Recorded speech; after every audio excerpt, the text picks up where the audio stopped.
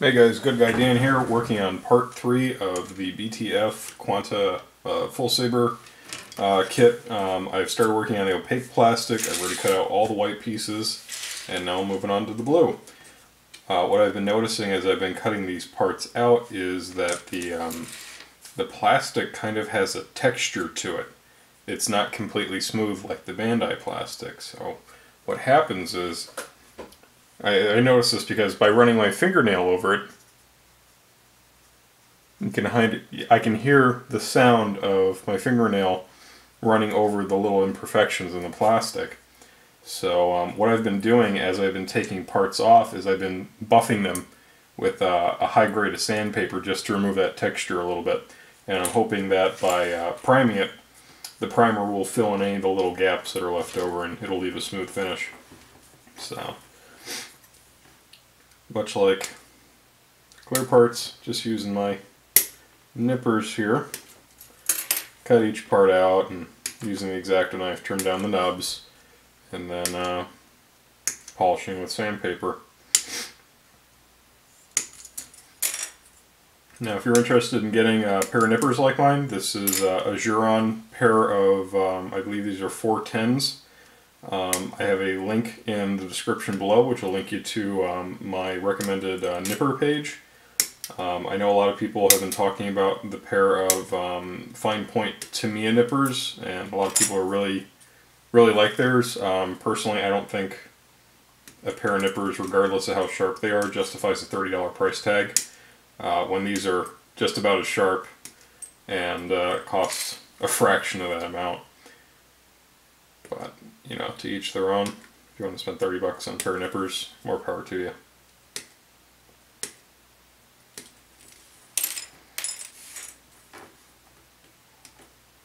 One of the questions I get frequently is how frequently I replace my nippers.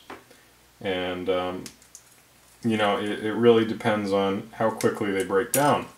And when I say break down, I mean instead of cutting the plastic, we start crushing the plastic. And, you know, a given pair of these will typically get me through 10 or 15 kits, I'm noticing.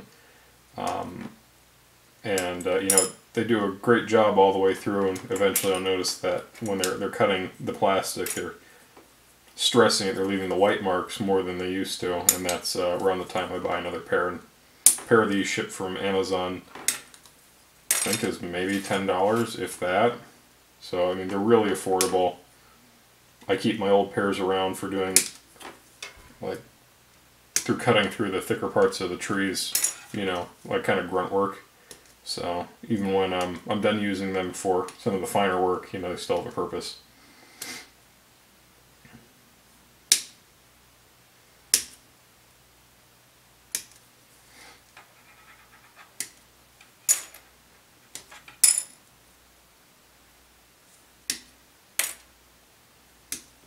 Okay, another big pile of parts.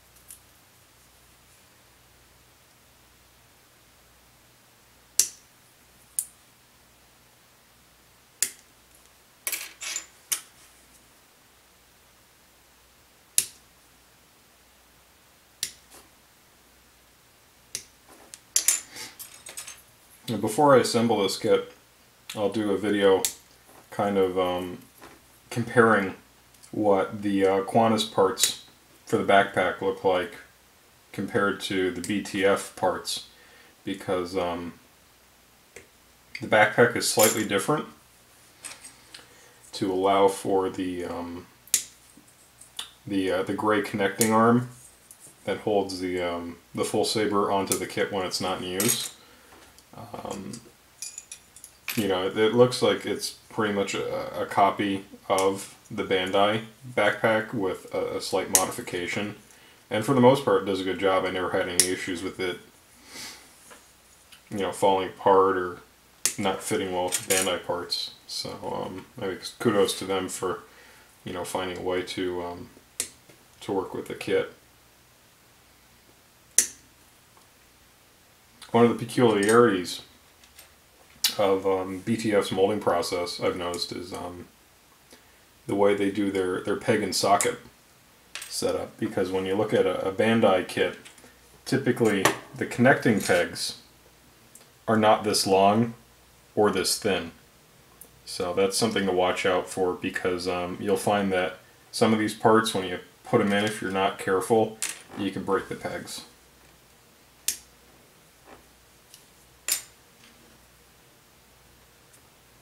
Yep, you see here's a, let's see what the other end of this looks like. So you kind of have this semicircular peg here and a semicircular socket. So that's another peculiarity of BTFs, because you never see that sort of design with the Bandai kits. Another thing I'm noticing is the polystyrene on these parts. It feels kind of waxier than the polystyrene used by Bandai, and also I'm noticing the polystyrene is thicker in general than what we're used to seeing on a Bandai kit. Also, another thing, doing the white parts off camera last night, there seemed to be quite a few sink marks from where the molds didn't fill out entirely before the plastic cured. So, you know, it's something to keep in mind. You can either fill the sink marks in with a little bit of putty, like a skim coat, and then sanding it, or you can just kind of sand the part until the sink mark is not visible. So, you know, either way works. Personally, I just sand them because I don't like working with putty that much. But, you know, both ways work.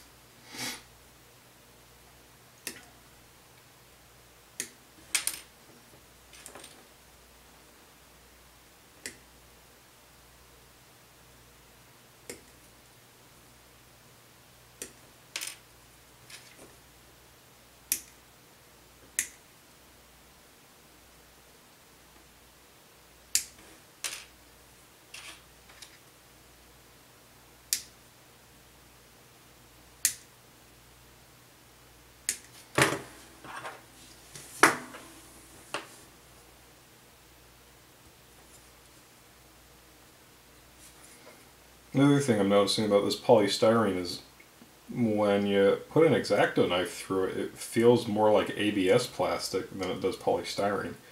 It has a lot of give to it. Or, in my experience, polystyrene tends to be a little bit, it's a harder and slightly more brittle material.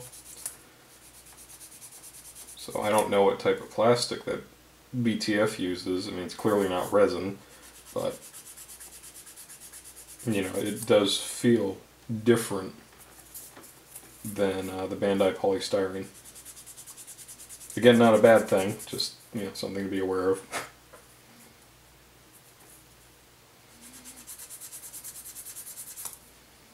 See, talked about sink marks.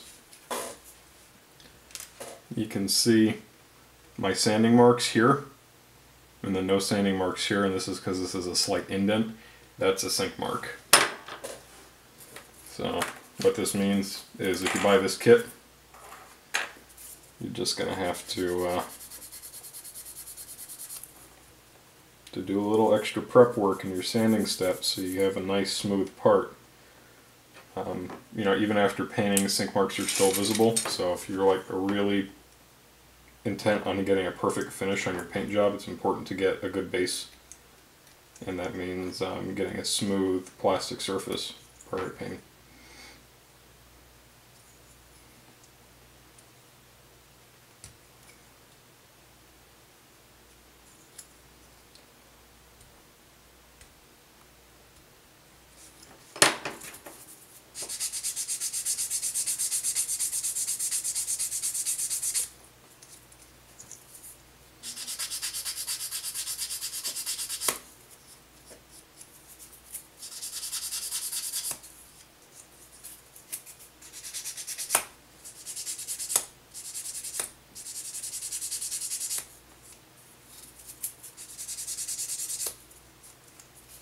If you're wondering why I keep flipping the files over, one side of the file is coarser than the other, so I'm doing a really quick file on the one side, and then once I have the finish I want, I just flip it over and hit it with the smoother side to finish it off. Primer will fill in a lot of the shallow scratches that are left over from sanding, but you know, it'll only do so much, so it's important to remember that when you're if you're painting your kits and you're seeing these little micro scratches in it, it's because you didn't use a fine enough grit of sandpaper. And certain colors and finishes, you know, make scratches less or more visible. If you're doing high gloss, or if you're doing metallics, you need to be very cognizant of the condition of the plastic before you paint, because metallics especially are absolutely unforgiving when it comes to the painted finish. So I'm noticing on this part here we have some flashing left over from the molding process. You'll see this on Bandai kits too. You know, it's just where the mold didn't seal perfectly well against the minus mold. So you get a little bit of plastic that squeezes through, and it's no big deal. Just take the edge of your knife and run it across the plastic, and that typically removes, you know, whatever's hanging out there, and then you can just sand off any remainder.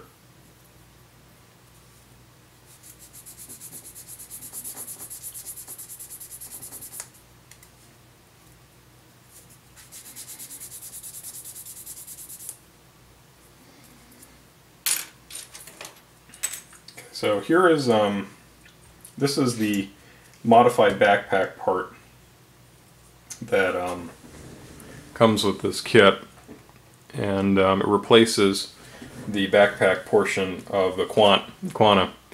So what I'm going to do is I have my part cleaner here, aka a peanut jar that I've drilled holes in the lid to allow water out. So I fill this with water and soap and let the part soak to get any residual stuff off. Okay, here's another part. Take a look at that in a second. Of course, as I'm digging through this now, it occurred to me I should have done this before I started filming, but there we go, got it, perfect. So what we can see here is this is the BTF version, and this is Bandai's version. And so we look at it. Here's the one side. This is the side for the sword bits. Okay, let's get that better in shot for the sword bits, and we can see that the BTF version has a has more material here, so I wonder if that will interfere with the this kind of shield component's ability to move and swivel around. And the other side is, of course, there's less material, and this is due to the fact that you have a extra arm that comes out and up and over, kind of like this, but for the sword on this side of the kit. So if we also look, you know, this little raised detail is omitted. The backpack design is omitted. There are some small cuts in here, the corners up here, and there's even a channel right here that was omitted from the design. Also, these little indents up there are missing. The geometry looks fairly similar, but it is a little bit different. The other part that is different is this part here, which is the inside of the backpack, which isn't visible. What I am noticing is the Bandai part has all this great kind of scribe detail. You know, different elevation changes up here, and like these little, well, panel lines, really. This one omits them almost, well, omits them completely, so they're not in here. Of course, like I said, they're not visible in the finished kit, so Is it really a big deal? Not really. Is it it's kind of bummed me out that they're not on here? Yeah, a little bit, but that's just me. So we can take these parts and back into the cleaner they go.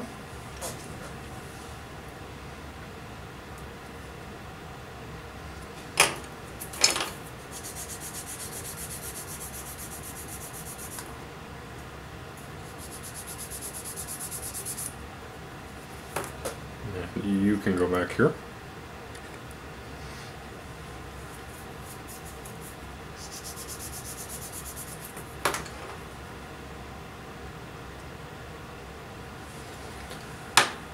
Alright guys, looks like we're already past the 15-minute mark, so what I'm going to do is I'm going to end the video here, and I'm going to finish sanding all these blue parts, next time I will start on the gray pieces. Actually, probably what I'll do is I'll sand most of the gray pieces off camera, so that way when I come back I can start assembling the Saber part at least, and you can you can see what the sword's going to look like, and we'll save the backpack for when the kit is painted.